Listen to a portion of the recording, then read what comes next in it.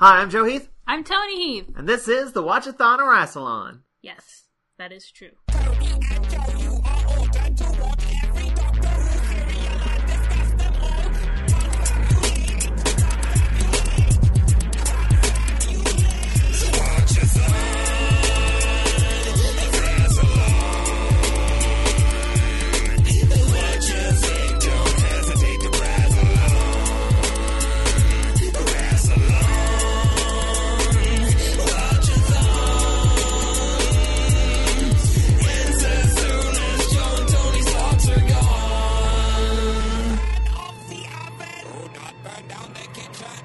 Today we're going to be talking about the first serial of the 7th season of Doctor Who. The first serial with the 3rd Doctor. Spearhead from Space! It consists of 4 episodes that aired from January 3rd, 1970 to January 24th, 1970. Also, they look super pretty. They were filmed with film and not video. Yeah. The only classic Who serial, except for the 8th Doctor, to be filmed entirely in film. True facts! I want to give a special shout out to Matt Golden of mgoldentumbles.tumblr.com for getting us these episodes. You're a saint, Matt. Hey, thanks, Matt. And joining us today to discuss the first of the 3rd is returning favorite, Jez! Hello! How's it going? Pretty good. It's like 60 degrees out and it's February in Chicago, so I am very happy. It's freezing here. It is not. It's so cold. It is not. I know it's not because my phone, for some reason, gave me your weather this morning instead of mine. You don't know because you haven't been outside. Well, it's warm outside. It's cold in here. It's been cold at work. I've been cold. I've been very, very cold. So it's cold in here, too. That's why all librarians wear cardigans at work. Well, is there anything going on you wanted to talk about before we jumped into Doctor Who? This is the episode that I have been hounding you about since before you started the podcast. It's the one I asked for from the beginning. So I guess after this, I'm just done, because what do I have to look forward to anymore? Well, you got another episode. You claimed another one. I forget what it is. I don't know what I did either. Maybe I think it might be a Dalek one. I don't remember. That sounds like me. Have you ever done a Dalek one? I've done a lot of Dalek ones. Oh, wait. Yeah, you did the Invasion of Earth. I have done at least 2 Dalek episodes so far. I think it's 3 if we count the Christmas special. Which we need to watch that second one eventually. All right, well let's dive into. Well, let's talk about the fact that it is film and why it is film. Because it's pretty. Yeah, that doesn't last. The only reason that the whole thing was filmed on film is because there was a strike going on. From what I read, they had new cameras that were color cameras that were more complicated and blah, blah, blah. And so the camera operators were like, hey, we should be compensated for having to learn all this new stuff. We should be getting more monies. So they went on strike. And they were like, well, the video people are on strike, but the film people aren't on strike. So we'll just get camera people that work with film and just film this in film. That must be why they figured out cuts all of a sudden. My goodness, this serial has a lot of great cuts. There's so many great, effective, funny cuts. You notice it because we haven't had them at all. We've had cuts I was like, and I guess the scene ends here. And then we move on to another scene? I don't know. And all of a sudden we've got film people and it's like, oh, they know how it works. Cuts work like this. With jokes and dogs. Yeah, apologies if you hear the dogs that won't stop barking outside of our apartment. I don't know why you're looking up. They're behind you. I'm not looking up, I'm listening with this ear. I'm pointing my ear, not my eyes.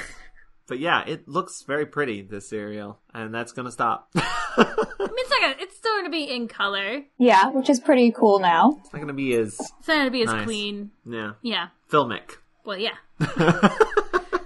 This is the only Doctor Who serial, again, other than, well, I mean, the 8th one's a movie, it's not a serial. It's the only classic Who serial that is available on Blu-ray, because it's on film, so it can be converted easily. Nice. I watched it on Dailymotion, which split it up into a lot of small parts, which I thought was not necessary, but it had the best ads in between, so I was almost okay with it.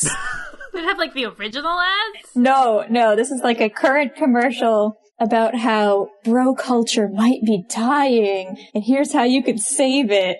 And it's the most, like, ridiculous, tongue-in-cheek ad about bros. I can't even remember what it was trying to sell them anymore. That's not a very effective ad if you don't remember what you're supposed to buy afterwards. It's because the ad was so long, and they don't mention the product until the very end, but it was talking about all the big benefits of bro culture and how we need to save it.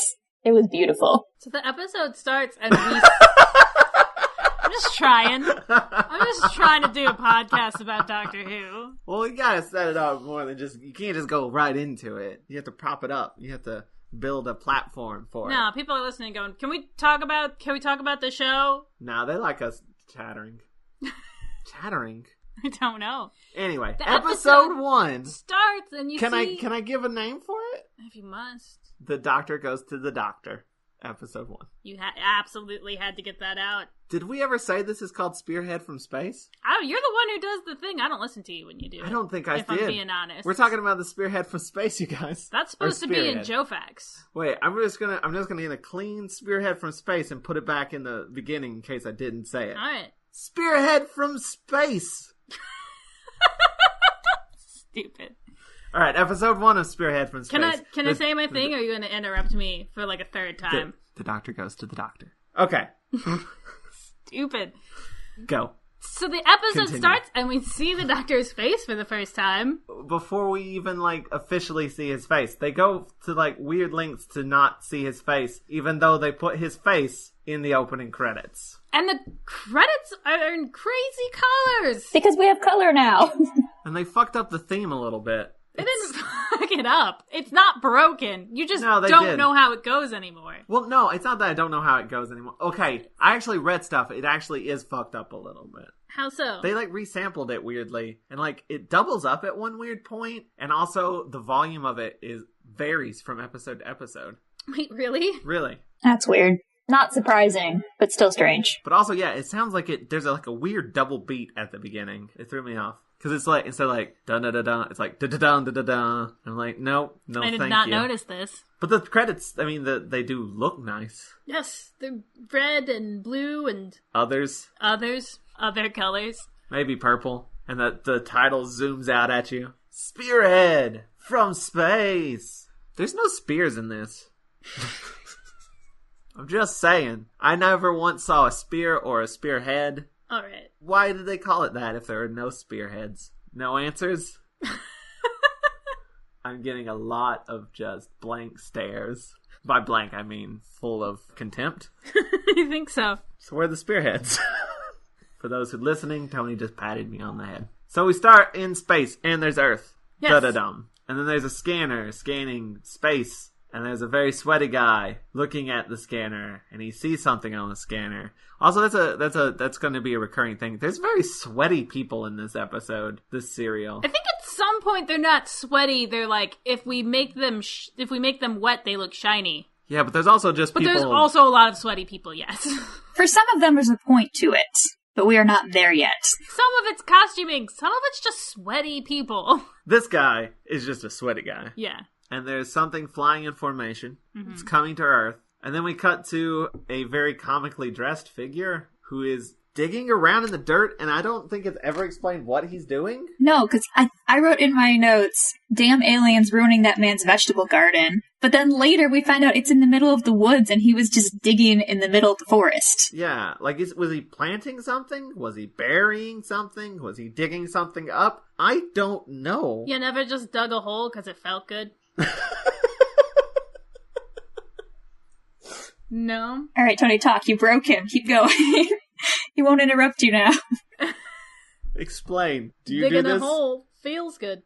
Have you done this? Have I dug a hole? For no reason? Sure. Recently? Not recently. Okay. Have you ever been almost hit by a meteorite while digging a hole? Because that's what happens. No. Did you like that segue? Yeah, that's good. Which those meteorites were that was a very cool effect when they were flying through space, I guess. I like them. They look like, did you ever have gack as a child? Yes, that's what they look like. I had chicken pox. You had chicken pox. They look like the containers for gack. I don't think I ever had gack. That's really sad. I'm still not convinced that Joe either didn't grow up in the forest or that he wasn't just brought into life at age 20. I was homeschooled, you guys. I didn't hang out with people. Also, I was in the South, and that is not a place for, fun pop culture awareness.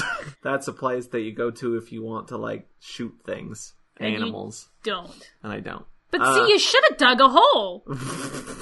That is prime hole-digging conditions. Okay, but yeah, I didn't do the things that you'd like to do down here. I just stayed at home and read books and watched TV. Also, they're pink, the meteorites. Did you not see Gak on TV?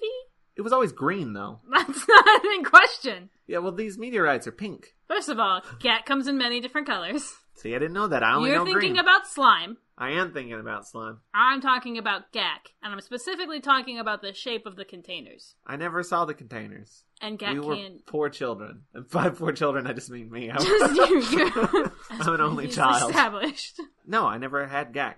Never bought Gak, owned Gak. I think what I had about Floam? No, never had Floam. I had something called Flarp. Is that poor man's Floam? It's one of those, like, gooey things in a cup that you push in and it makes fart noises. Oh, yeah. What is it about Gak that was cooler? Was it just that it was Nickelodeon and you were like, Brand and it name. comes in that weird container? Yes. Did it make fart noises, too? Yes. Also, if you bit into it. Why? Because it was weird. I'm pretty sure it's toxic. Have you never bit into, like, Silly Putty? No! It snaps. What are you talking about? Why do you have to put everything into your mouth? That's how you experience things.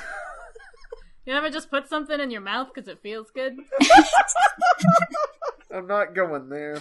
You are filthy. What the hell are we talking about? We're talking about Spearhead from space. Meteorites. I think it's an interesting choice that they were pink. Like, I feel like that's not an obvious choice for meteorites. It's because they had color, and they just wanted to use all of the colors they could. But, like, I think meteorite, I think, like, green, brown. You know, like radioactive. Yeah. Or rocks. Or, like, kryptonite, you know. Kryptonite or rocks. I don't think pink. Like, I think that's actually... Kudos to them for going... We like your pink rocks. Yeah, somewhere you wouldn't expect. Pink rocks. The TARDIS lands at this point. Oh, which, by the way, in our last episode, the look back at 2, Toni, multiple times, was like, say? I don't know what it's going to be like. There's not going to be a TARDIS. There's going to be no TARDIS. How did people react to that when there was no TARDIS? There's a TARDIS. Yeah, but it doesn't work. Yeah, but there is one. It's there. You can go inside of it. He does. You don't see it. You do see it. Well, not inside. inside. We're not going to see inside the TARDIS at all this season. I read that somewhere. At all. So, multiple times I said something that was factually correct. Do you know why we don't see inside the TARDIS? They misplaced the set? No, they were going to build a new one because they're like, this old one doesn't look good for color. And they did not have the budget to get it made for this season. So, like, not in this season. There was such apprehension when he walks into the TARDIS for the first time, and he just walks in and is like, and walks back out. I'm really sad that we're not going to see it inside the TARDIS at all this season. Makes me sad. But at this point, the TARDIS lands, and then the Doctor just falls out. Yeah. Just goes floop. And this begins the we don't see his face motif. It's a long time before we see his face. Again, we saw his face! We've already seen it. It's in not full a big reveal. color. It's not that big of a surprise. Then we meet Liz Shaw. I love Liz Shaw so much. I love Liz Shaw too. Liz Shaw's amazing. I like her already. I'm already in love with her. I feel like I've said this a lot on the podcast before, but when I first started Classic Who, I had like just bits and pieces of each Doctor because that's how Netflix set them up. And so I did the Aztecs, and I did the Mind Robber, and then I did Spearhead from Space. And I liked it so much that I tracked things down to just continue with the third Doctor in order. And so much of that was because I love Liz Shaw. I can see why. Amazing. I wish everybody felt the way we do about her. Specifically, the people in charge. I know, she is one of the most underappreciated companions of all time. Like, she starts off and she's just basically very sassy. Like, you meet her and it's her. Is it her in the brig? Yeah. It's the brig, like, offering her a job. And Brig's like, we deal with the weird alien shit. And she's like, bullshit. There's no such thing as the weird alien shit. And say she is a badass woman who's at the top of her field, and she can throw so much shade, and she does not put up with the Brigadier shit. No. It's fantastic. Their dynamic is nice. She's not going to put up with any nonsense. She's not going to have it. And you know this within the first couple of minutes. She is not amused. Yeah, actually, there's a point where the Brig asks, rather amusing, don't you think? And it just cuts to Liz's blank face. She says nothing. She's just looking at him like, no. I'm not even gonna respond to that. During the course of this, we find out that this is the second time that meteorites have landed where they landed. Did that ever pay off in anything? Oh, I guess it's that the ones that are already there came before. Yes, that makes sense, but it was not explained very well in the serial. Okay, yeah, just talking it out loud, I realized what the answer was as I was saying it. This is the second time meteorites have landed there. The first time had to have been, like, the bad guys that we meet later on. Yeah, it was only a few months, because later that guy says he was only in America for a couple months, and he came back, and everything was fucked up. So then the doctor is found and gets taken to a doctor. The hospital. Yes, he gets taken to the hospital where the doctors are. So the doctor goes to the doctor. Hence my title. Yeah, we were all there. So this is interesting because it's the first time in Doctor Who history that we've established that the Doctor has two hearts. So we see an X-ray and there's two hearts. And also, this nurse must be really terrible at her job if she didn't realize that. Like, I realize she's not a doctor, but you should still be able to look at an X-ray and know if there are one or two hearts on it. To be fair, that X-ray is wrong. It doesn't actually show any hearts. Okay, I thought that when they were pointing at it, I was like, those are bones, though. Yeah, it's just bones. That's all you see is bones. It doesn't. He just pointed from one chest cavity to another. Yeah. So I wasn't wrong. You're not wrong. They fucked it up. That's not an actual proper X-ray for finding hearts. I was gonna say, X-ray is not what you would use. Am I wrong? Well, I mean, there should be tissue and stuff, but you don't see anything. It's just bones. That man has two hearts. See that space in between the ribs there and that space in between the ribs there? That's probably why when they do the same joke with the 10th Doctor, they don't use an X-ray, they use a stethoscope. This kind of... Okay, he had sort of a checkup in the Wheel in Space. Yeah, but the Wheel in Space is in the future. Okay. So they probably wouldn't be like, oh, whoa, two hearts, weird. They'd be like, you're a being with two hearts. Or you had another one installed. Right. There's for all sorts reason. of weird... They'd be like, you know what, it's rude to ask. There are plenty of weird future reasons why you might have two hearts. I don't know, so it's weird that they choose to do it here, because they're still attempting to hide the Doctor's face. And because it hasn't been established that he has two hearts, I think we're supposed to wonder, wait, is that not the Doctor? Is that one of the aliens? But we know it's him, so it doesn't really pay off. I'm just getting excited because it seems like they're about to... I think I said this a couple podcasts ago, they're about to establish the hell out of some shit. I read somewhere that the two hearts thing is actually not because of setting this up for Doctor Who or anything. This started out as a completely different thing. The guy who wrote this episode, who is it? That's a Joe fact. You're supposed to know that. Yeah. I think it's Robert Holmes. I might be wrong. But whoever wrote it wrote a movie called The Invasion. And he came up with the idea for it and wrote a script for it. And then somebody else rewrote it. But a lot of what he wrote, he just transposed to this story. Including, I believe, the double heart thing. It's two aliens land nearby in the woods. And they both get taken to the hospital and one of them kidnaps the other one, and then there's a whole thing, and there's apparently some racism. I don't know. But, that was the original idea, and, a lot of, I think some of the lines that the Doctors have are straight from that original script. And he's just turned it into a Doctor Who thing. So I believe the aliens in that had two hearts. And that was part of... He's just yeah, might as well throw that in there. The Doctor has two hearts. Yeah, interesting. That's where that comes from. Wikipedia, you guys. So he has two hearts, and also his blood is weird. The Doctor walks out to, phone someone about the blood, I guess. I think we need to not use the word doctor. Can we say, physician? The physician. The physician walks out to get on the phone to call somebody or whatever, but there's this very long bit of him trying to get past this guy who's vacuuming the hallway. Oh yeah, I thought that was gonna be something. I mean, it was. Just making sure you know that that's a guy, because he does stuff later.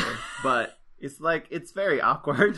And that's when they're his blood is not human blood. As much as I've been oh my god, they know how to do cuts, they've been oh, I wonder what somebody will say about this. And then it cuts to the person being this is awful. Jokes like that. And as happy as I was to see them, the pace of this episode seems really slow. This first one, specifically. Yes. It's a little choppy, too. Mostly because you're just get to the fucking Doctor! Right. He spends a lot of it passed out and hiding his face, and you're I don't care enough about these other people yet. Everything's new, let me have the Doctor. I timed it. It's 12 minutes before we see the Doctor's face. And even then, he's unconscious. So the vacuum guy, though, is important because he overhears the conversation on the phone about how weird the doctor is. The doctor. And he calls the newspaper, like, I got some news. Cha-cha-cha-cha. All right. I thought the physician was the one that called the newspaper. No, it was the vacuum guy. He's like... I was not paying enough attention this time. Doctor-patient confidentiality. Yeah.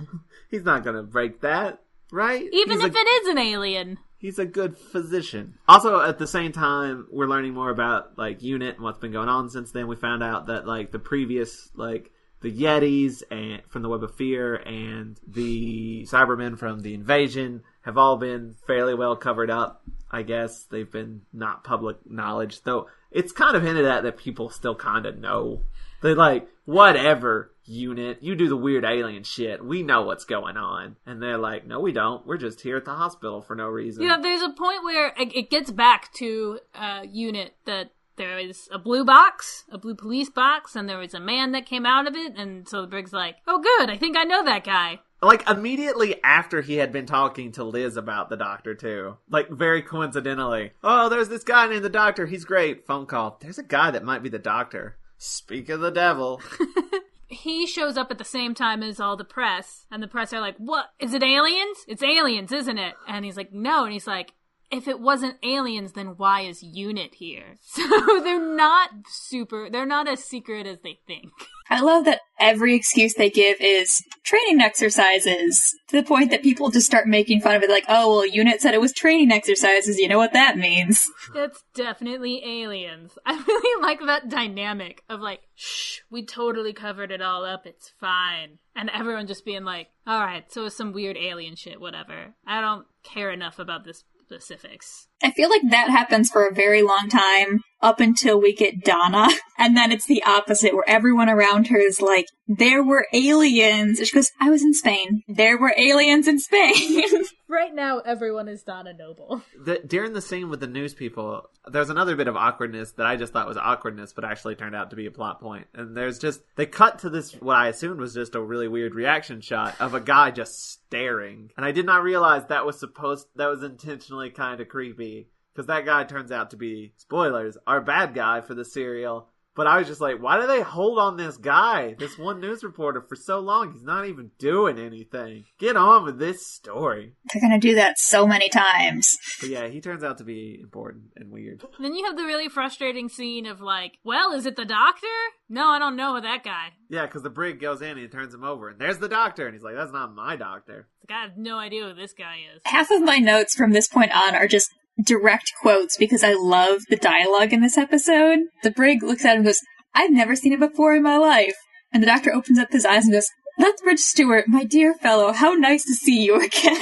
Which, by the way, I feel like at this point, his first couple bits of dialogue are very two. Very two. It fades away, but like it's there very strong at the beginning. That's because he's still adjusting. It's a very kind of organic performance of like becoming a slightly different person. And then he asks to see he wants to see his face, and he gets a mirror, and he's like, oh, I don't like this at all. And then he's like, actually, you know what? It's pretty great. I like this face. It's growing on me. Okay, so this episode, it's one of those things that it's weird watching it after you've watched New Who, because New Who has so many parallels to this specific episode, especially if you watch Rose. So from this point on, there's a lot of scenes of the Doctor getting a mirror and, like, judging his new appearance. And that comes from this episode. Like, every regeneration story has, like, ripped this off a little bit. I was gonna say, I feel like this episode really establishes a lot about regeneration and how it works. I know we've had one before, but it was kind of like, the first one was like, and then he changes into a new person. That's weird, right? This is, like, the first time where it's like,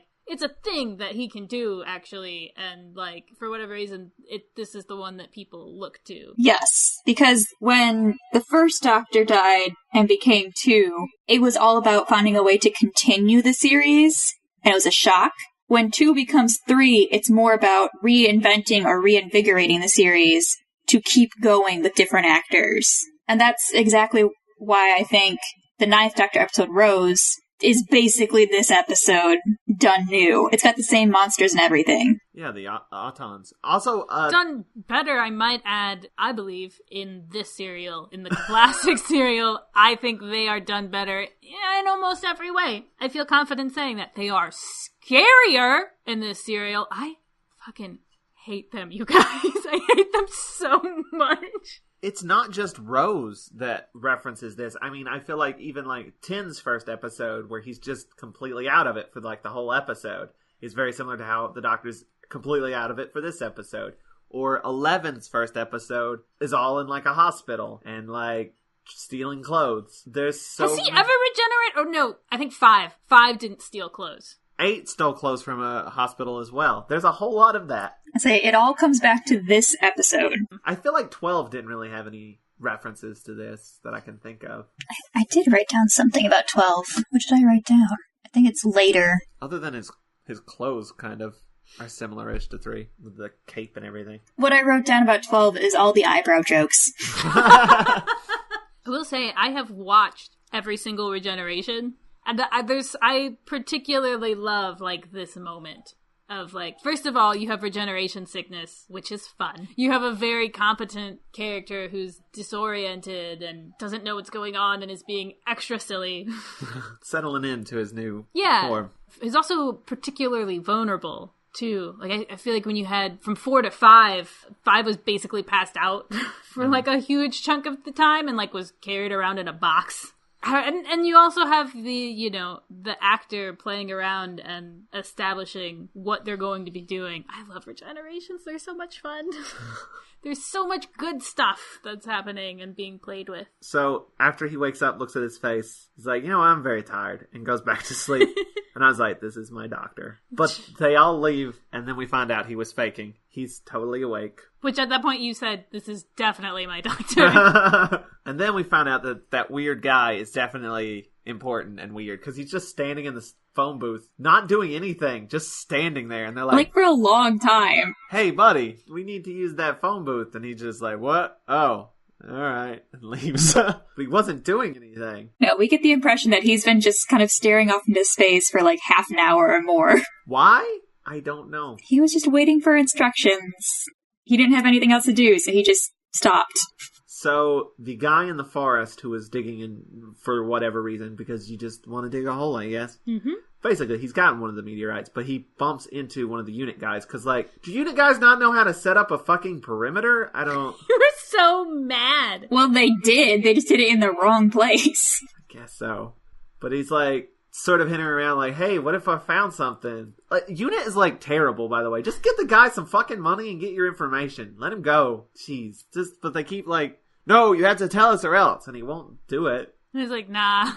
He's like, but at this point, he's like, nah, I don't know anything. Do you want to buy a rabbit? I was out here hunting. Oh, I guess that's what he was doing. But why was he digging in a hole for a rabbit? I mean, he was probably setting a trap. Like, I guess that makes sense. It just wasn't explained well enough in the first place. So then the doctor wakes up again. He's like looking under the bed for his shoes. He really wants his shoes. Shoes.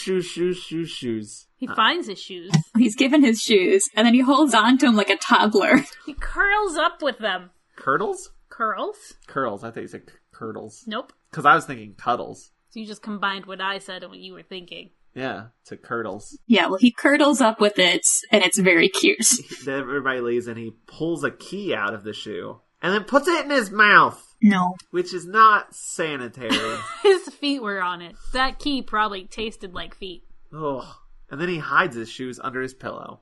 For whatever reason, because he's the doctor. No real reason. Out of nowhere, these orderlies come in and straight up kidnap the doctor. And I was like, whoa, what the fuck? They kidnap him.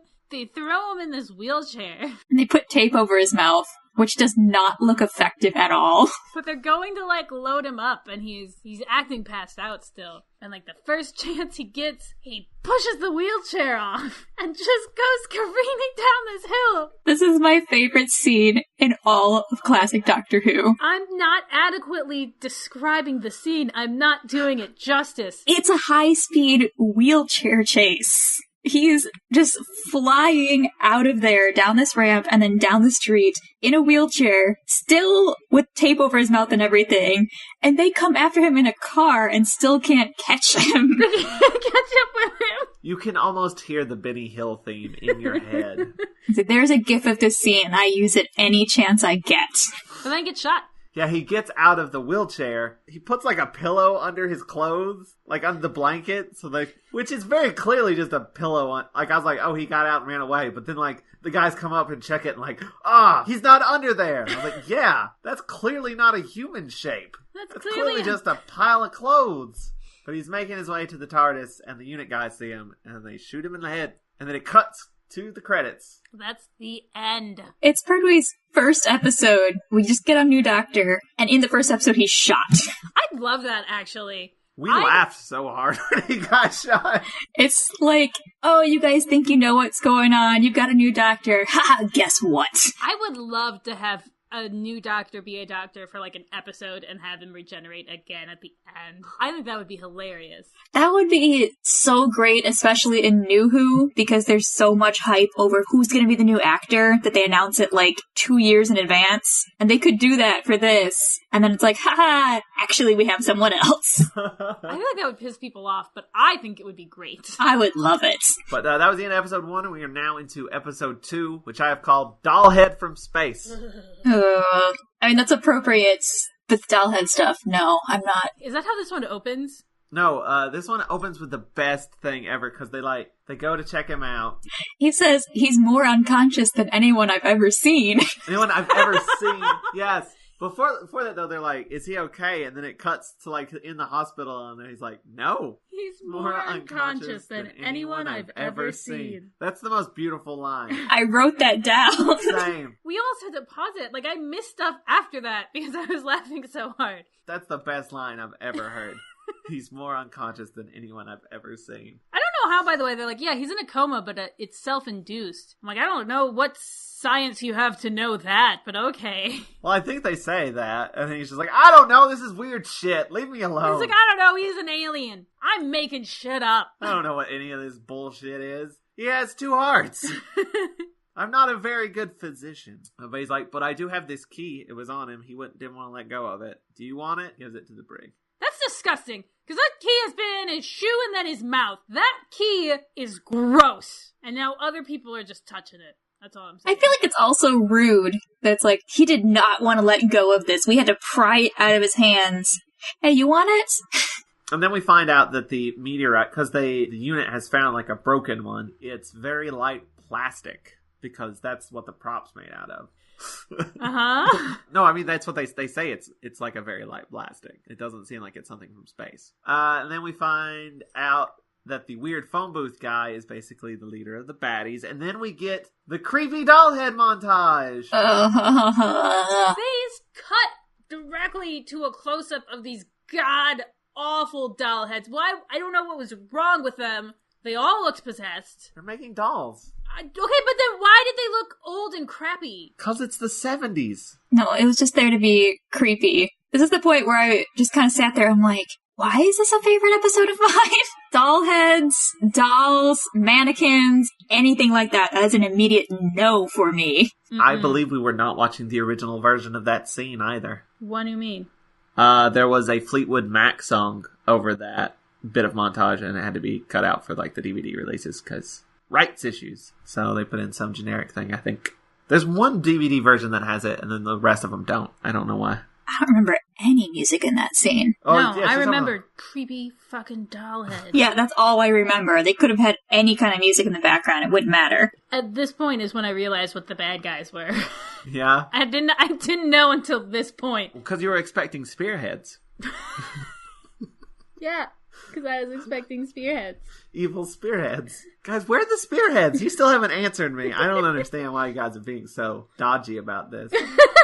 So there's this guy who works at this doll factory, and now he's not going to be working there anymore. He had a really nice doll, too. He was very excited about it. There was something about that scene where he's like, we worked on the specs to this together, and it's a brand new doll. And I'm like, What'd you do? How cutting edge can this doll be? He invented that one that pisses itself. That's my theory. I watched that scene, like, what's it like to design dolls and be like, get rejected, and you're like, huh. Well, you're not doing much with your life anyway. That's rude.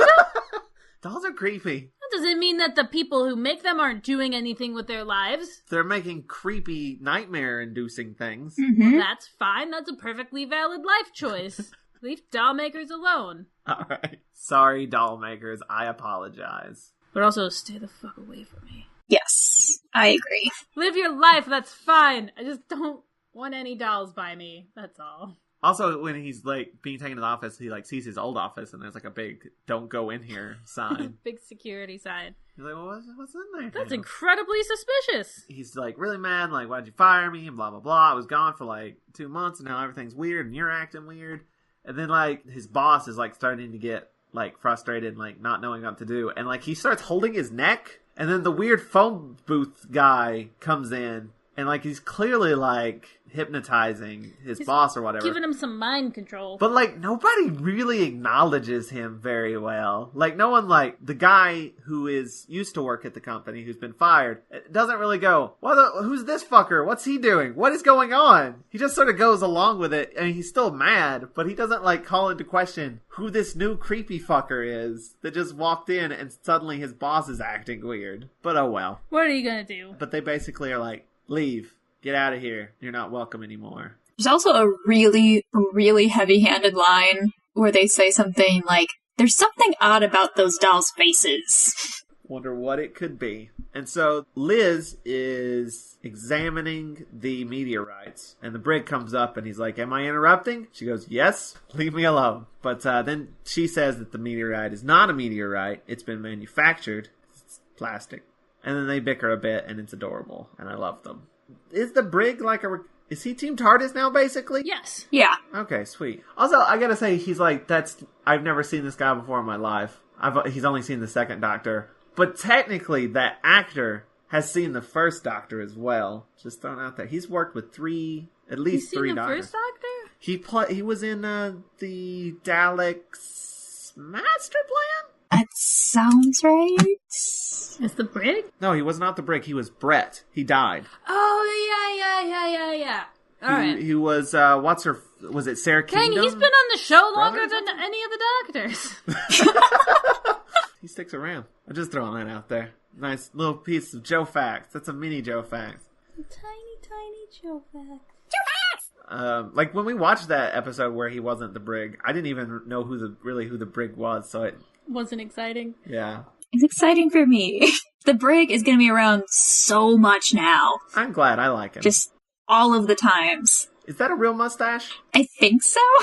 I haven't inspected it, but I think so. I'm not sure if it is. I think it might be fake. I don't know, though. Because I was watching a making of, and they of the invasion, and Jamie was talking about, or Fraser Hines was talking about how, he was, worried that it was straight. Or making jokes about it. Maybe it was real. Maybe he was just making jokes. I don't know. I'm going to have to investigate this. The brig stash. So my next note just says, old school autons are basically my nightmare. And then the next one says, he is a pretty dapper fuck, though.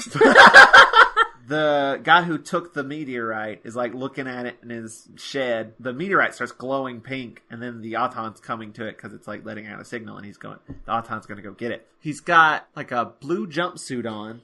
And a really denim. nice scarf, because they didn't have anything to make the neck look like plastic. And then just the worst heads! It's like a mannequin mask. Terrible mannequin plastic heads. I don't know how they did the eyes so that they could see. I think it's some kind of mesh. Yeah, I don't know. It looks like someone put on a Halloween mask, but couldn't get it on right, so you can't see their eyes. I don't like it. We have a picture of the face that we both made when we see them for the first time. And my face is the face of pure terror. I think I also made a face it's like pure terror, but also maybe you smelled a fart. That's the kind of face you made? Yeah. Because you snarl up your nose. Yeah. Because they're like, no! Do not want. No, sir, no thank you. I will have none of that, please. I don't think we've had this visceral of a reaction since those creepy fuckers from Fury from the Deep.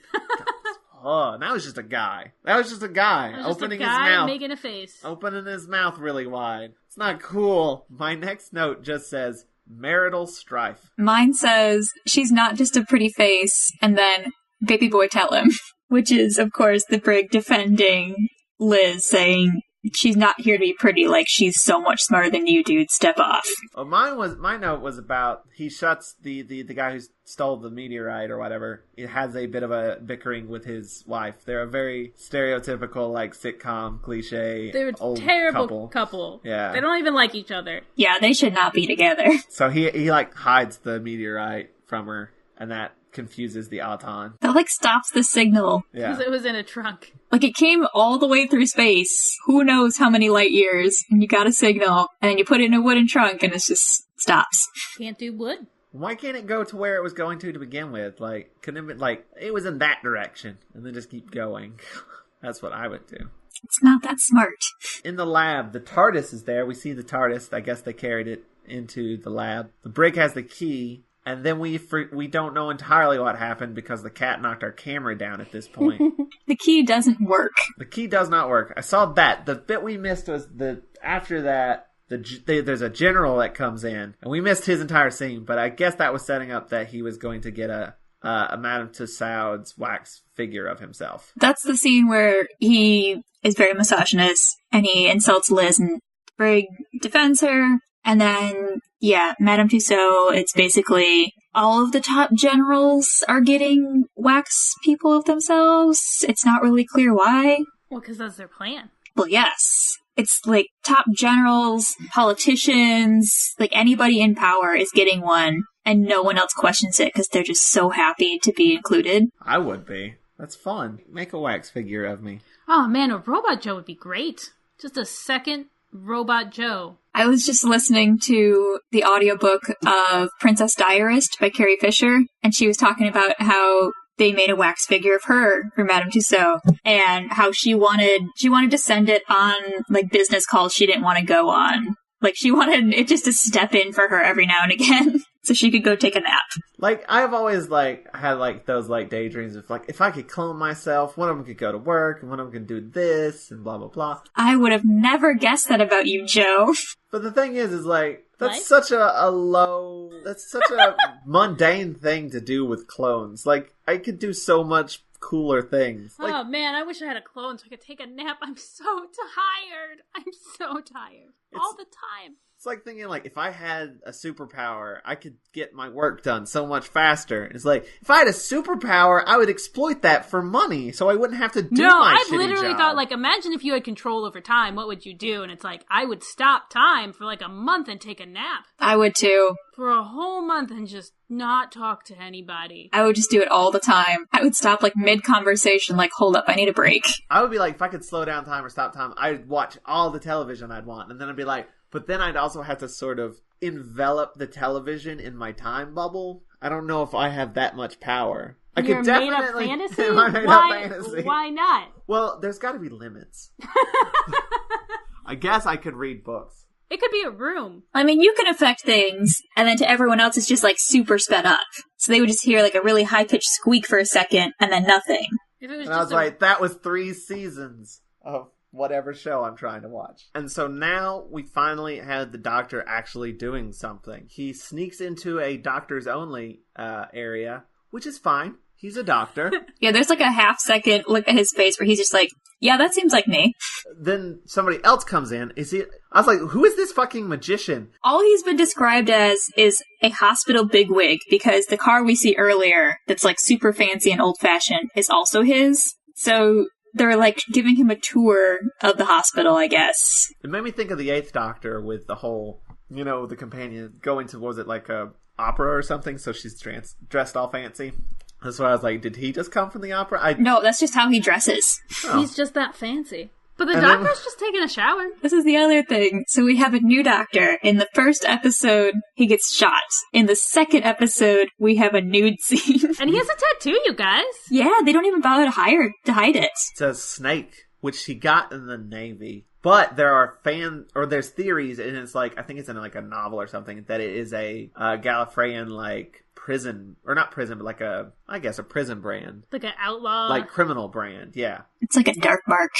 Yeah, because, like, I mean, he's in trouble right now with Gallifrey. So that's like his little criminal mark. Like he did bad, so he gets a snake on his arm. Well, at least it's a cool snake. Also, it kind of looks like it's in the shape of a question mark. So that's a couple doctors from now. I like that idea that it's sort of, because it's gone by the time that he's no longer in trouble with the Gallifrey. So it's only for this doctor. I like that theory. But yeah, he steals that guy's clothes. Okay, here's the weird thing though, because that's what I thought the first time I watched this. And now I've watched it again. The cape and the hat are his, but the frilly shirt and pants are not. Because that guy just kind of hangs up his cape and his hat and keeps going on with the tour. Like, he doesn't strip out of all his clothes. So there's just this frilly shirt and pants just laying around.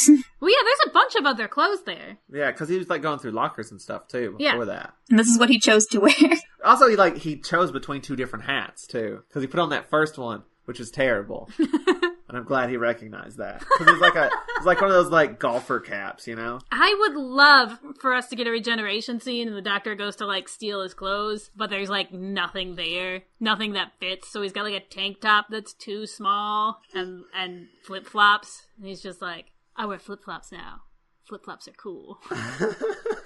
Because there's nothing there that fits him. There's no like super frilly like Edwardian coat. He's just like at the beach and there's just swim trunks, a tank top that's too small, and flip-flops. And he's just like, yeah, this is what my doctor wears now. And one of those like umbrella hats. Yes! Oh god. That's what my doctor wears. Now that he's got some duds, he's gonna need a sick ride. I'm just saying, I can never find clothes that fit me when I'm like at a department store that sells clothes. So it's amazing that he can just roll up at a hospital and be like, oh yeah, what a good outfit. I'm gonna wear it for the rest of my life. He's done it at least 3 times. So he goes out and he steals the car that he does not know how to drive. He almost drives right into the hospital. He's like, oh wait, that's not reverse. He's driven before as the second doctor in The Invasion. Yeah, but particularly well. I mean, okay. He drove out of an airplane. I don't think he knows how to drive stick. Sickness.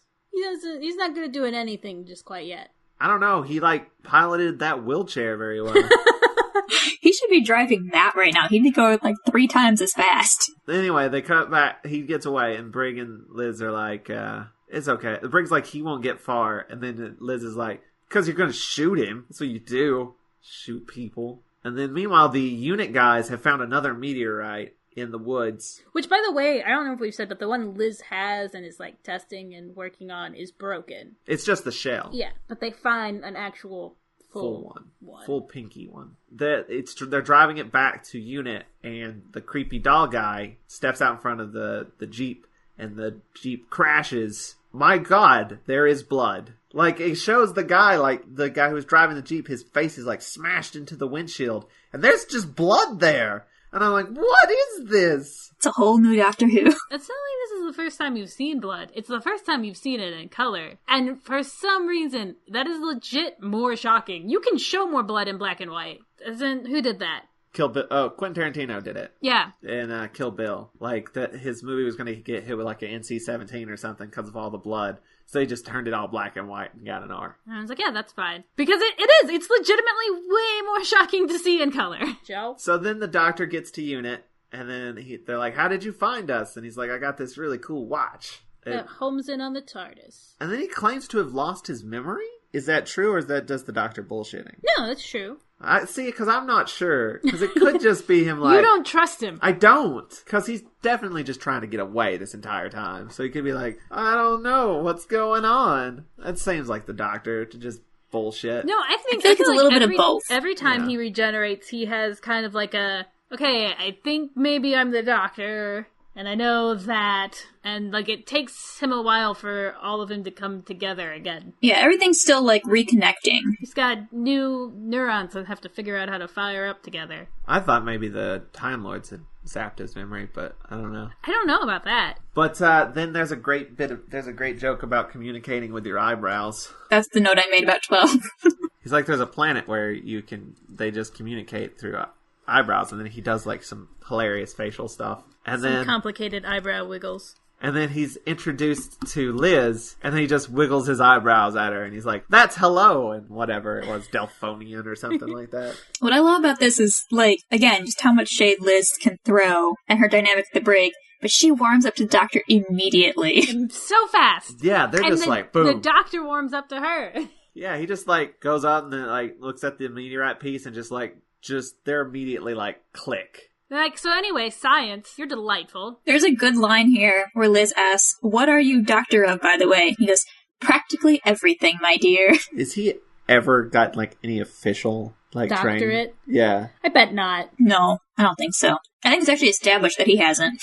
Doctor of everything, master of none. But also in this moment, you can see the exact second that Liz becomes best friends with the doctor, and it's when he tells the bird to go away. Go away, we're gonna do science together because we're way cooler. You are not welcome in Fort Science. I think this is gonna be a good team. It feels weird calling it a TARDIS team, though, because the TARDIS is out of commish. Do you have something against the ending of that word? It's too long! Meanwhile, the doll maker guy who got fired sneaks back in because security there is shit. He literally leaps over the wall and sneaks around and then goes back into his office. Also, we see that the general is there at this point, too. But he goes into his office, and it's full of those doll guys, and the entire time you're just like, nope. Stupid mannequins. There's a row of them just in the background for, like... too long. It's an ungodly amount of time. And then one of them, it move. What's that? It move. It move. It move. One of my notes says that we need a Patty Tolan in this episode. Just someone to walk in, see the Autons, and be like, "That is a room full of nightmares. Goodbye." It would have saved so many people. Oh. Yeah, no, someone needed to walk in there and go, nope. Walk back out. Nope. You would have died. I would have died. Oh, yeah, we're going to tell this story? Yes. All right, let's tell this story. Because you almost killed me. You almost got me cursed. Well, let's explain this story before you explain how. All right, we were in this antique mall. How come, by the way, all antique malls, so they look like they're small, and then you go into them and you're like, how big is this antique mall? They're cursed, and they bend time and space. Like, you just keep walking through it, and you're like, have I been in this room before? No? No, you just keep going. Yeah, so that was what was going on. And then far off, like, we're way deep in. And way deep in the belly of the antique mall. And this particular room is weirdly laid out. Like, I don't know, it's sort of like part of it goes around a corner and, like, tapers off. Buried deep in this weird corner that you have to, like, crawl around to get to is the scariest fucking mannequin. And it's tucked away into the corner of the room, but you walk into the room and you see it immediately because it's so cursed. No.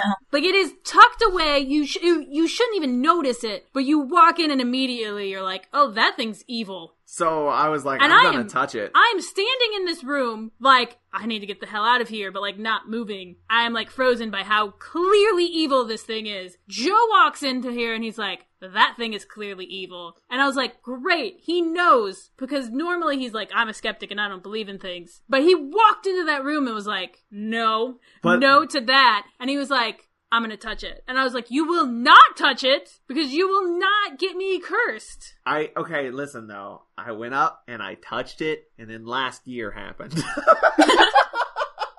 That's what I'm saying. Oh shit. Yeah. It was me. It was you. I did this. Getting us all cursed with the mannequin's curse. I'm sorry. My apologies, you guys. Anyway, that's the end of episode 2. We're now into episode 3, which I've called Thunderballs.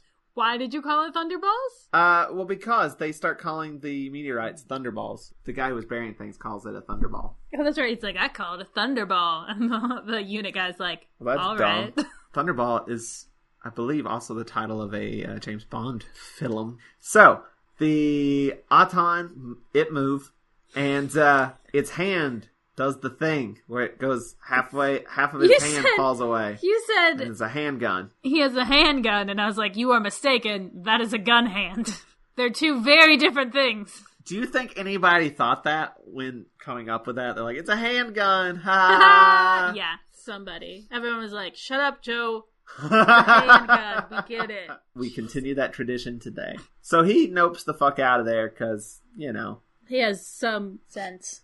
Yeah, he wants to live. And he runs out, and, like, the general is being escorted, completely does not see. Yeah, he's not a great general. This mannequin with its gun. Okay, so like they're outside. There's like stairs down to the alleyway, and they're leading the general through the alleyway. Mm-hmm. And the mannequin's at the top of the stairs, shooting at this guy. It's not quiet shooting, by the way. He should be able to hear it. But the general just does not hear anything.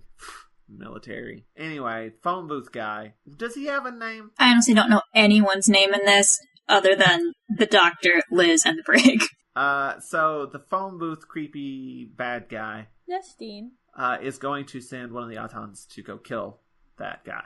And that guy goes to unit because he's like, shit's scary. And then he maybe overacts a little bit. They're trying to give him something to drink, and the water just falls out of his mouth, and he's like, it was alive! Ah! Yeah, it's a bit much. Calm down, sir. You're fine now. Well, and we'll get to that. The doctor and Liz are studying stuff, and then the doctor's like, this equipment's primitive. There may be what we need in the TARDIS, but they need to get the key to get into the TARDIS. So they're going to have to go do that. Meanwhile, the guy stole the meteorite is going to once again try to get money for it, and goes to the unit tent and is like, yo, can I get some money if I find it? And they're like, do you have it? And he's like, I'm not saying that. I'm just saying if I do find it, like if there's a reward, maybe I'll go look for it. And they're like, well, we're looking for it. And he's like, okay, but what if I find one? What will you give me? And they're like, you have one, don't you? You piece of shit. And he's like,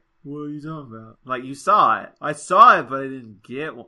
The guy who worked for the doll people talks to the brig, and while he's talking to the brig, Liz comes in and straight up steals the key from the brig. Yes, but a second before that, we start the scene. The brig is leaning so far back in his chair, and it looks like he's trying to seduce the civilian. And then Liz interrupts them. And he's like, oh wait, I gotta be all business now.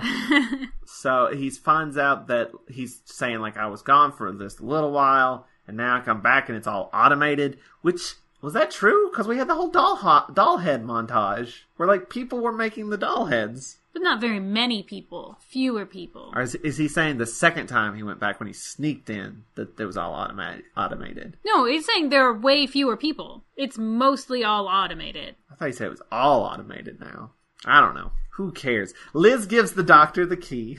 The doctor goes into the TARDIS, and the brig shows up like, did you give him the key? It's terrible move. He's going to try to leave. And she's like, no, he's not. And then we hear... And then explosions. and then we see smoke. And he has to come out very sheepishly and be like... Oh, it's adorable. So it's broken? Sorry? Just the look on his face is like, look, y'all, I know I messed up. Please don't mention it. Like, let's just move on. If we could just pretend that didn't happen, I'd appreciate it. And he's like, they must have changed the codes on it, so I can't leave. He never specifically says Time Lords either. But it's kind of heartbreaking when he's like, I had to at least try. Like, the idea of just being stuck on one planet in one time sucks. And I try to think about, like, if I had screwed up and they'd be like, look, that's it. We're taking the internet away from you. You just can't be trusted with it. I'd just being like, no! Give it back! I'll be good, I promise. And then you have to fight creepy doll people? Yeah. It would be the worst. It would be terrible. I wouldn't want to lose the internet. And then this is a weird bit that confused me. Because then they're like, well, we need to go to the plastics factory and figure out what's going on. And then they don't do that. They do other things. And then later they're like, well, we should probably go to the plastics factory. I'm like, that's what you were going to do originally. We don't know why you're here. Because they go to that tent where the unit guys are like bickering and with the guy who's trying to sell the meteorite. Because unit are tightwads, you guys. Just give him money. Cough up a couple bucks. Get the thing you've been trying to get. Stop this nonsense. Because the guy does not have the meteorite on him because he's not stupid. But his wife finds it. Takes it out of the trunk, and now that there's no wood around it, it can beam its signal. But the guy does say, well, I have the Thunderball at my house. So that's going to lead them to his house, which is good. And his passed out wife. Yeah, because I thought she was dead. Did he kill the dog, though? Yeah, I think he for sure killed the dog. Because we hear... And okay. You hear like a dog barking, then whimpering, then nothing. And you're like, oh no! So that's not a good series of sounds. So that's what makes her go in the house, right? And she goes in the house. With its tiny door. And he's just standing there. What is up with those doors? Why are the doors in this house so short? Every single door. I wondered that when she went up to the shed. All the doors. Like, all of them are too small. What are they, hobbits? They're clearly not. Everybody has to duck. This old lady has to duck, and she's already kind of short. They couldn't afford full-size doors, okay? But yeah, she goes in the kitchen, and there's the Auton. Hate it. So she ducks out the back. Scary. She gets a shotgun and threatens it, and then she shoots it, which she did not brace herself. She's a pro. There would have been some recoil and stuff, and like she's just like holding it out in front of her. You know more about shooting guns than I do, which is weird. He lived in the South. I have shot a shotgun. Why do you hate them so much? I don't like them. They're not cool, yo. They're fine. I don't like guns. Anyway, but yeah, like there was no recoil, no nothing. She just shot it and it was fine. I mean, other than the fact that it did nothing to the Auton. And then the Auton knocks her out and continues to look for the Thunderball, but cannot find it because he can't see out of his mask. The Team TARDIS arrives, and they shoot at the Auton, and the Auton runs. Because we see that it's being controlled by the creepy phone booth guy whose name is Channing, according to my notes. That's when you wrote it down. So Channing has a link with the Autons and tells him to run. Even though I don't know why. Bullets don't hurt it. That's a really good point. I think there were too many of them, though. It could have been apprehended. Yes, like you can't, there's no room to maneuver because all and of the maybe it doorways does are hurt too like short. a little bit, just not as much as like if you were a person.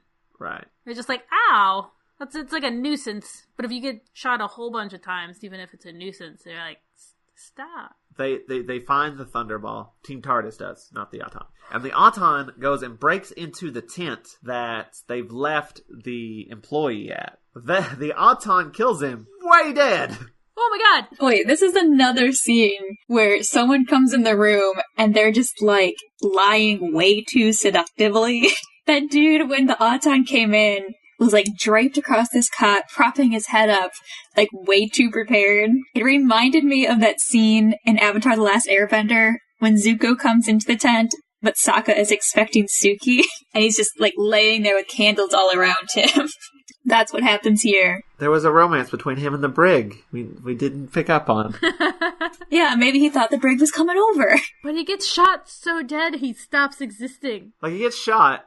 And then he gets shot again and, like, disappears in a bit of reverse smoke. I think I said when it happened, I was like, I edit video. I know what happened there. I understand. But watching it, I was like, oh, they exploded him so bad he's gone!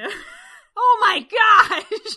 And they're, like, worried about him for a little bit. But, like, that gets no real resolution. At no point are they like, whatever happened to that guy? That's true. I guess he just left. I don't know. They just figured out that he died. It's not like there's a body to be recovered. They exploded him so bad he was gone. They reverse engineered that guy. He's just gone. Don't they like call it maximum destruction or something to that effect? And like it happens and you're like, that's the max. You can't destroy something more than that. Team TARDIS shows up at the tent and they're like, well, there's a cut in the tent wall. Maybe he cut his way out and left. And the doctor's like, no. That's dumb. Somebody came in and got him. And they probably took him to the factory. We should go to the factory. I'm like, yeah, that's what you said 20 minutes ago. They go to the factory first because Channing is staring at the brig through this window. It's the worst. It's not like he's staring at him and the brig can't see. Because the brig notices and is like, what the hell is wrong with this guy? The brig turns and sees him staring at him through the window and like jumps a little bit and he does not move or stop staring. It's also not like a normal window. Like it's not clear. It's kind of distorted. So you see like a bunch of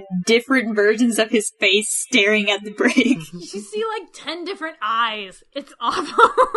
It's creepy, but it's also like weird. Yeah, because then they go and they talk to the guy's boss, and he's like, yeah, we fired him because he designed this really stupid electronic doll that nobody liked. And like the doctor like props himself up in the background against this pole, like looking all cool. First of all, what is that pole? I could see no functional or otherwise decorative use for this pole where it is in the room. But he is like leaning it, wrapped around it, like he owns that pole. Yes. But basically they get, nothing weird's going on here, please leave. And they're like, do your mannequins move? They are awfully flexible. But no, they don't move on their own. That would be silly. Please leave. Go. So the brig's like, well, I want to raid the place. Clearly something's up. And then this is when the doctor says that there is intelligence in the ball, in the Thunderball. The pink stuff is smart. By the way, all of the lab equipment, by the way, I read, is all repurposed models from previous serials. Like, one of them is a spaceship model, and the other bits, they're all just stuff they've used before. It was like, what if we took all the random science bits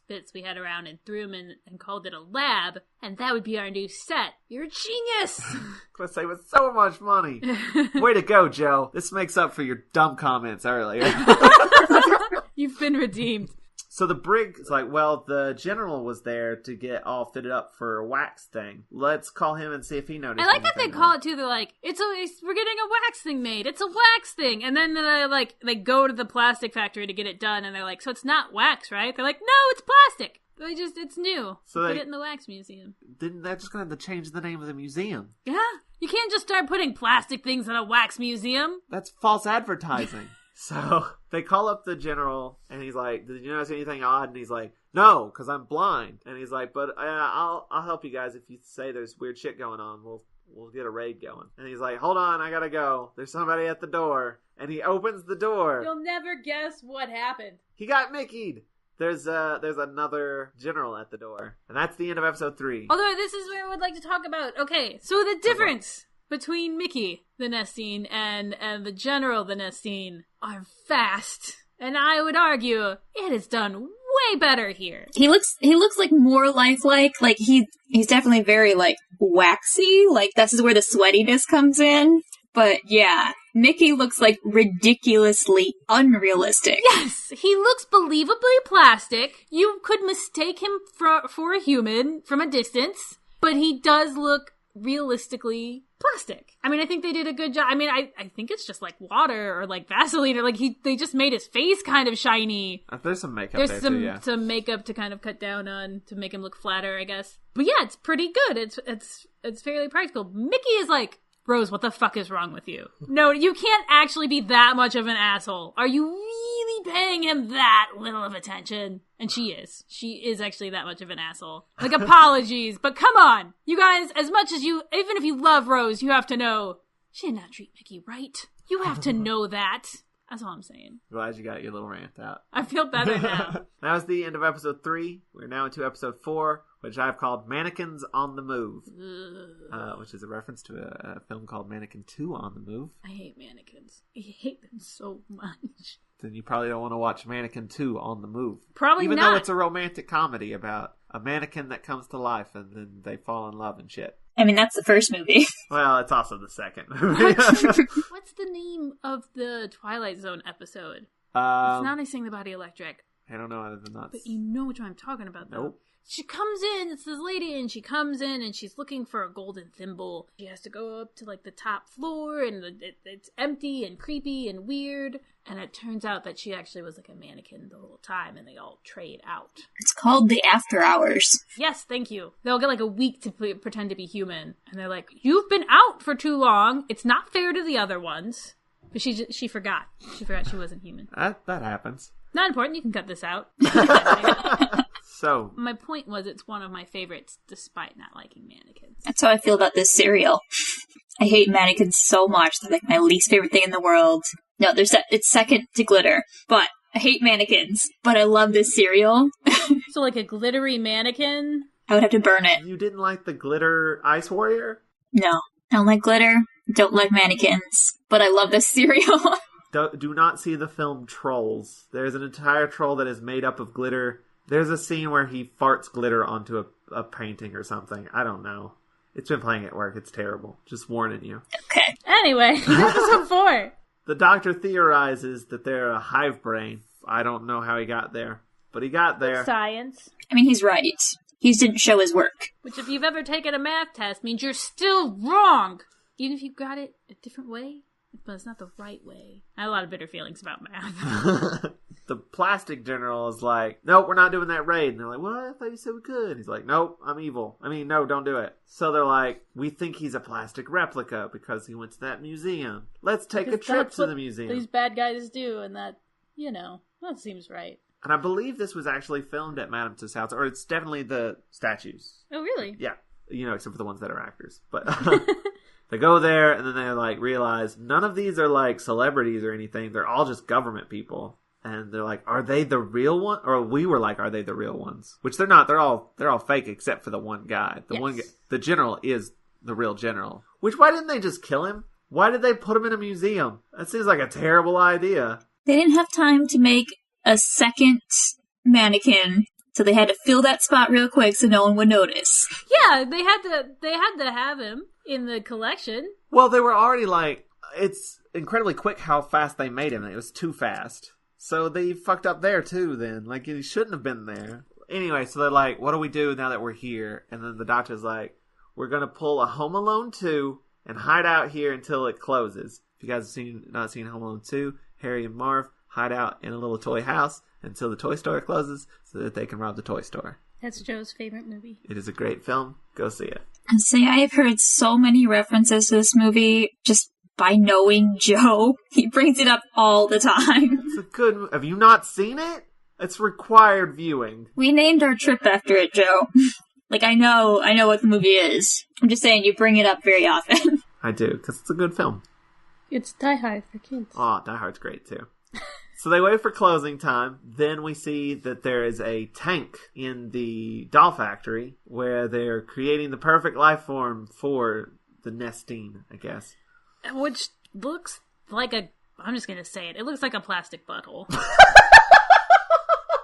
I'm sorry, I didn't make it look like that. It's a butthole in a tank. And There's no butt, it's just the hole. Yeah, and it just squishes up against the glass every so often. You're not wrong. And then they say that they're going to activate a bunch of the Autons, which we find out it's going to be the wax museum dudes. So the museum closes. They're trying to figure out what's going on. They figure out that they're all plastic except for the general, whose name is Scobie. Scoville, I think.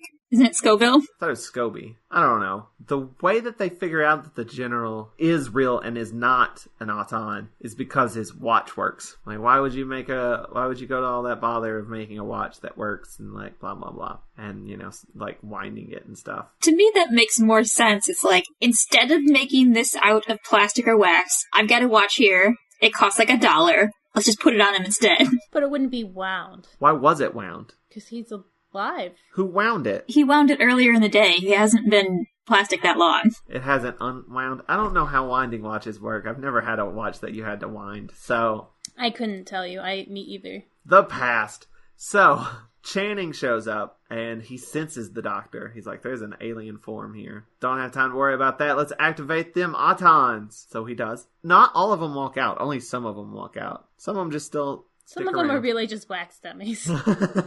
What happens to them? Where do they go? You mean afterwards? We don't see them ever again. I assume they headed into town, where later we see all these other mannequins coming to life. It's not very infiltrate-y. Like, they ran around getting, people from government, but they didn't replace them. I mean, they kind of did. Yeah. But if they did it all at once, people would notice. I mean, it's possible that some of those government officials have already been replaced. Didn't seem very sneaky, is what I'm saying. So, the doctor talks to the guy who is the boss of the doll factory, and is like trying to talk some sense into him, like, you're being controlled, don't do this shit, this is bad. And he's You're clearly being mind controlled. He's like, I guess you're right. And then Channing comes in, and then the doctor and Liz hide in plain sight. I've missed that. I'm glad that is carried over into color. They're just sort of around behind a curtain, kind of. Like, if Channing had taken a couple steps forward, they would have been caught. And which they probably should, since Channing can apparently sense him. Anyway, they're like,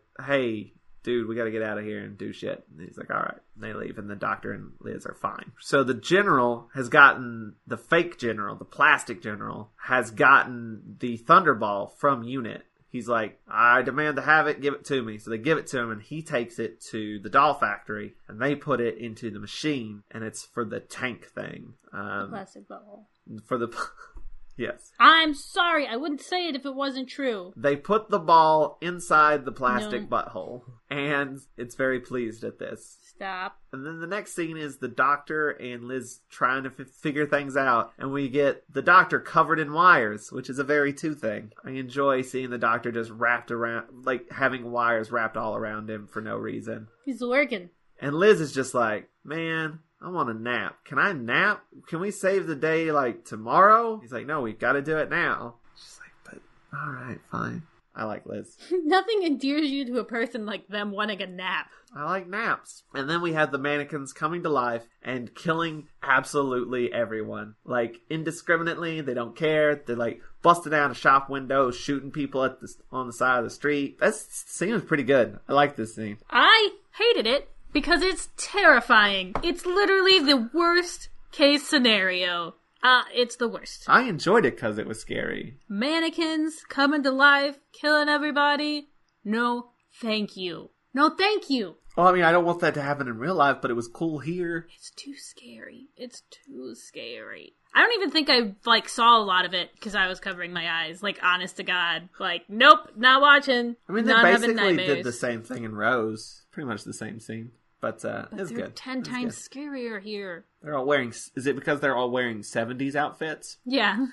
It's the jumpsuits. It's definitely the jumpsuits that make them scarier. No, it's the faces. It's the faces are creepy. Meanwhile, at the doll factory, the boss is like, yeah, this is bad. And he tries to sabotage the tank. He's hitting it with a stick or something. This is when Channing says that they are the Nestine. They're going to kill all humans, but you'll be spared because you've been helping us. You helped us. And he's like, well, no, fuck you guys, and starts hitting the tank again. And then he is killed. And then he is way killed. He is killed so bad to the max that he disappears. That's the second person who's been, maximum destroyed. Why don't they just do that all the time? Why do they only save it for certain people? It's rude. I think it's more efficient and clean. Who wants dead bodies lying around? Why not just shoot them up immediately? Because sometimes they need the dead body. So anyway, Team TARDIS and everything unit is starting their raid, and the Doctor explodes a lock on a door like a motherfucking magician.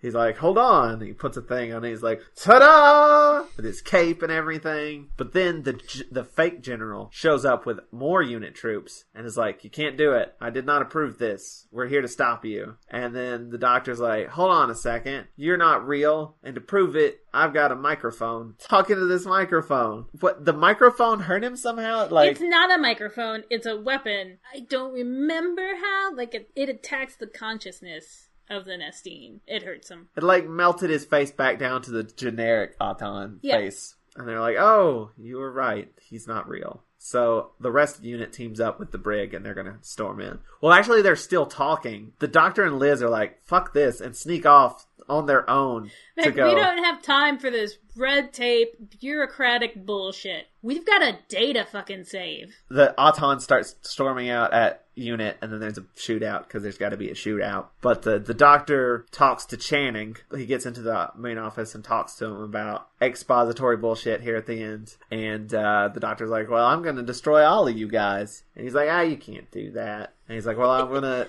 destroy this device. He pulls out his device. He pulls out his microphone thing. He's like, I've got this. Destroy your butt tank. And then Channing's like, well, fuck you, and turns up the tank to 11. Which is an option. Tentacles just pop out of the top. You guys, the tentacles are amazing. There's so many of them, and Three's just wrestling them. His eyes are bugging out. It's like they're wrapped around his throat and stuff. I mean, he's clearly moving them, but I don't know. I liked it. It's very hammy, but it's great. Yeah, it's good. Yeah, it's cheesy, definitely, but in a great way. In a way where you're like, yes. Please, more of this. Liz is messing with the machine, the device, the microphone device, to turn it up to 11 or whatever. Some bullshitty science thing so it'll take out the tentacles. No, it wasn't working. They had never actually got it to work correctly. So she has to take it apart and rewire it while he's dying. Yeah, she's fixing it. She's taking it apart and rewiring things, and he in the meantime is wrestling these giant tentacles. Yeah. Which is great. You have the Doctor hamming it up, and you have the companion doing the technical thing and saving the day. And it's good fun. Yeah, because then they shoot it with the thing, and then the tentacle flame shits itself to death, which is what it looks like, because it's that butt just going... And there's flames, and it's This episode is rude. It is. And then they see that Channing is dead. Killing the thing killed all the things. Killed all of them. That's the way aliens work, I guess. If they have a shared consciousness, it is. If they're part of a hive mind, obviously if you kill the brain, you kill all of them. It's like you don't know basic science. all right. And then the doctor's like, I guess I'm going to work with Unit now, but I need to be compensated. Briggs like, I can get you money. Yeah, the Briggs like, all right, I'll get you hooked up with a salary. And the doctor's like, salary? What am I, a rabbit? No, wait, that's a salad. I wanted celery. I was going to pin it right here. No, we're not there yet. But he's like, no, I want equipment and lab shit. You know what? I really like that car. The one that I stole? Can I have that car? And they're like, you can't have that car. That's somebody else's car. Well, give me a car like it. Or else. I'm not helping. He specifically asks for Liz to work with him, too. He's like, you're going to put me on your payroll, and you're going to put her on your payroll, and we're going to drive around in that badass buggy. Well, then he's like, well, yeah, we can do that, Doctor. Oh, by the way, I don't think I ever learned your name. What's your name? And he's like, oh, Dr. John Smith. Credits! He's so proud of himself, too. He's like, Dr. John Smith. Yeah!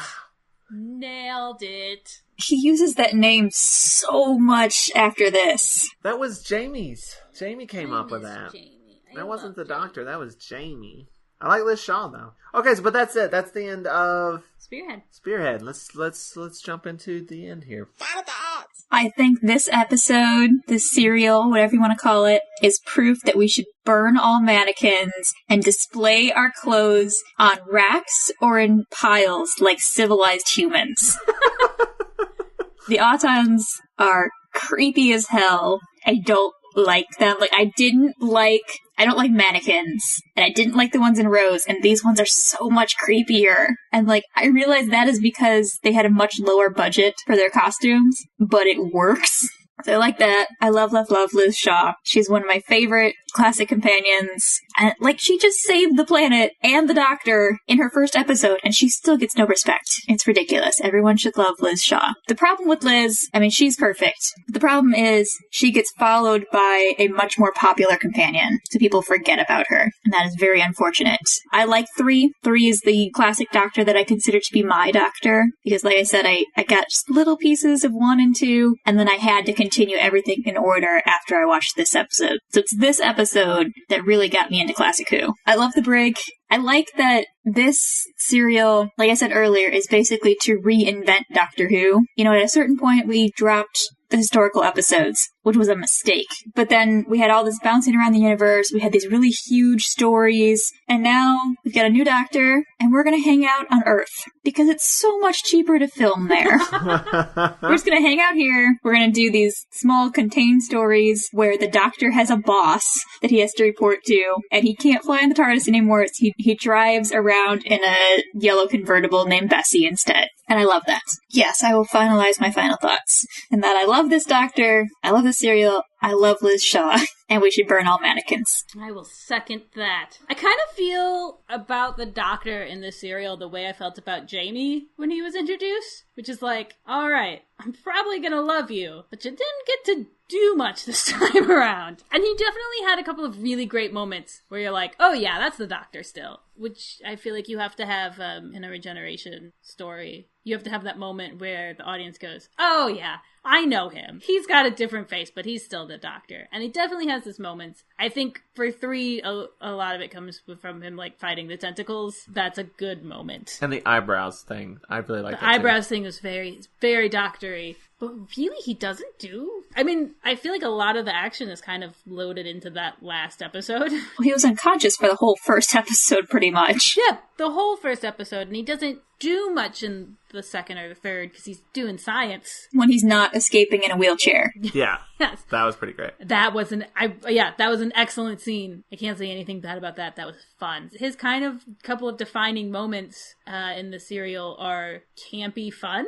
Believe me, I do not mean camp in a bad way. That is nothing but singing praises from me. And so that's kind of what I am going to be expecting from 3 is fun, lighthearted fun, a little bit of campiness. Yeah, I don't like the Autons in this. I hate them so much because they scare the crap out of me. I think this is one of the first times I've been genuinely nope. The Daleks have terrified me on occasion, but then also sometimes the Daleks don't scare you. Sometimes the Daleks are terrifying and sometimes they're a joke. They can function as either, depending on what you need them for. I've genuinely hate the Autons in this. Genuinely, there were parts where I was like, I can't watch this. I'm too afraid. But overall, there's like lots of bits that I really, really like and really enjoyed, but I feel like it could have been stronger. I would have liked to have seen the Doctor showcased more. What about Liz and Brig? Oh shit, I didn't even talk about them, did I? No, that's why I brought them up. I loved Liz immediately. She's great. I think that's what I was gonna say. I said I felt that way about Jamie. Jamie was the Doctor in his first episode. Liz Shaw is another character. You know what I'm talking about. Zoe? No, the character that's in Jamie's first episode, where we're like, we thought she was gonna be the companion. Oh, Kirsty. Kirsty, yeah. That's kind of how, like, this seems like more of an episode to introduce Liz. Where you're like, oh, dang, she is great! Look at all the great things she's doing. Which isn't a bad thing. I like when kind of the companion gets some stuff to do and isn't more of just like something for the Doctor to play off of. Gets to be their own person. I like the Brig. I don't feel about, like, the Brig like I feel about other companions. I think it's just a matter of time. Yeah, I think I like the Brig so much in this because I've seen so much more of him. Yeah, I definitely like him. I'm like, oh yeah, the Brig's cool, but not like I love Jamie. And I really just think it's a matter of like, this character is going to be around for a while. I'll get there. I definitely feel like this is a great serial for Liz Shaw. And I feel like 3 did not establish himself as the Doctor as well as 2 did. Mm-hmm. But like 2 started immediately. It was weird and interesting. You're like, what's his deal? What's he doing? Yeah. And you don't have to worry about the companions so much because they've been in Poly. They've been around. So you sort of already know who they are. Whereas this, you have to get to know Liz. I do feel like maybe they pushed off the Doctor a little bit too much. I feel like he should have been in it a little sooner. Like you said, you don't even see his face until 12 minutes in, which is a little ridiculous. Yeah, that's halfway through an episode. That's a little bit more than halfway through an episode. Yeah, and that first half isn't, like, enthralling. It's setting up Unit. It's setting up Liz. It's setting up I think the problem, meteorites. but I think the problem with this serial is that it's effectively a pilot. It's got the problem that all pilots have. It has to establish everything because it's a pilot for what is essentially a new show. That being the case, you need to establish the Doctor. The Doctor too, yeah. Though, to be fair, the first Doctor did not get set up fairly quickly either because it was all about Barbara and Ian and Susan. He probably doesn't show up until like 12 minutes in. I don't even know. It's definitely late game. It's kind of a long time. I feel like it was more interesting in the first Doctor though because it's all new. You don't know what's happening. Whereas when you're watching in the third Doctor, you're just like, get to the Doctor! We know who he is and we want to see him. Whereas like, there's a bit more of a mystery going on in that first one. You're like, who's this? What's... And, like, that's what that's about. But, like, this is more like just getting the pieces in place. Yeah, well, they're trying to make it a mystery. Like, oh, who's the Doctor? When are we going to see his face? Because you know there's a new one coming. But it's just not as successful. And even after the Doctor is established, which, you know, he had the shoes bit, he had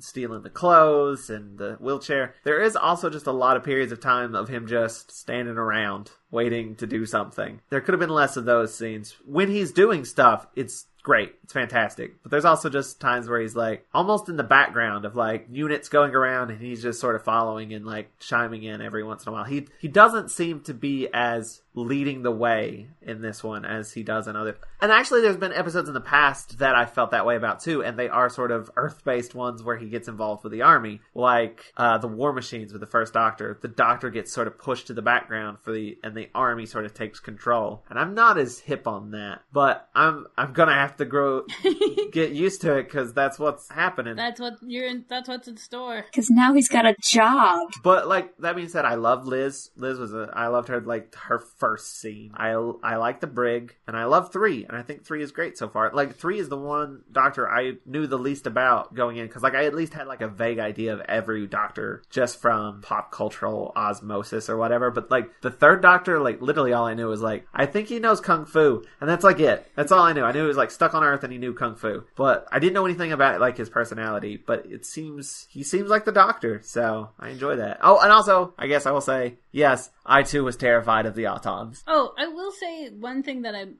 looking forward to is that the little bit of the dynamic between the 3 of them, between the Doctor and Liz and the Brig, seemed great. Like, my major complaint is that I didn't get enough of that.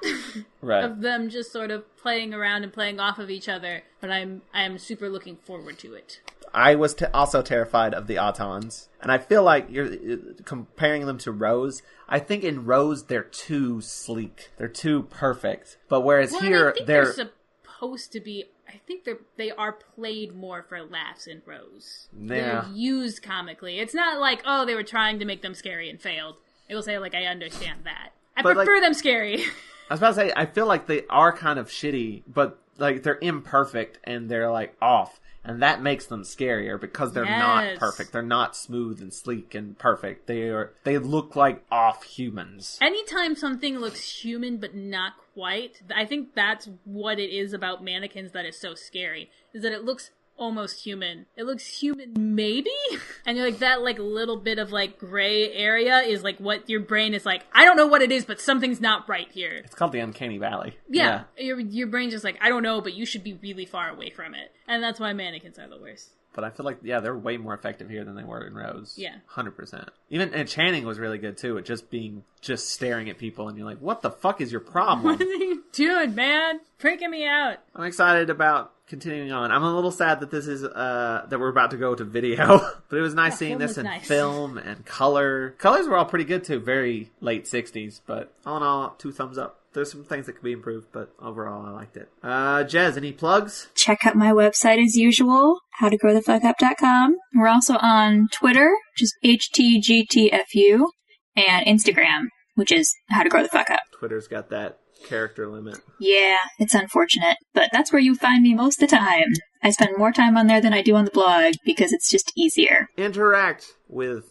Jez. And if you like this episode, the one that we just did, you can check out more on watch-your-rassilon.com. And you can follow us on Twitter, too. You can. Which is what? Watch Your Ass? I think it's Watch Your Ass. WATCHYOURRASS. Do you not have a thing? It's not part of your spiel? It's not part of my spiel. It should be. I think that's the only social media thing we're on. We're not on Facebook or anything like that, are we? No. We have Twitter and we have Tumblr. Yeah, Tumblr is just the watch-your-rassilon.com. So you can those two are the same thing. Follow us on Tumblr. Follow us on Twitter. Follow us on iTunes. Subscribe to us on iTunes. Follow us down the street. And leave comments and rate. Rate and comment on iTunes. It helps us out. It gets us in the search results better if you just say things like, hey, I listened to this. Even if you're like, hey, I listened to it, it's all right. It still helps us out. So you think you may be like doing us a disservice by saying we're shitty, but joke's on you. But if you'd like to help us out even more, go to watchyourrassilon.com/support. And there you'll find a link to our Patreon page, which you can get to just by going to patreon.com/watchathon. There you can donate a monthly amount to get all kinds of rewards, like videos of us watching the episodes and watching the cat knock the video over, uncut video of the podcast records, and day early episodes. Also on our support page is a link to our Amazon wish list, where you can sponsor an episode of the podcast by purchasing the corresponding serial on DVD for us. We'll mention you in the podcast and put your name on our Friends of Rassilon page. And speaking of, special thanks to Matt Golden for sponsoring this episode. You are a saint. I said that earlier. I'm saying it again. Hey, thanks, Matt.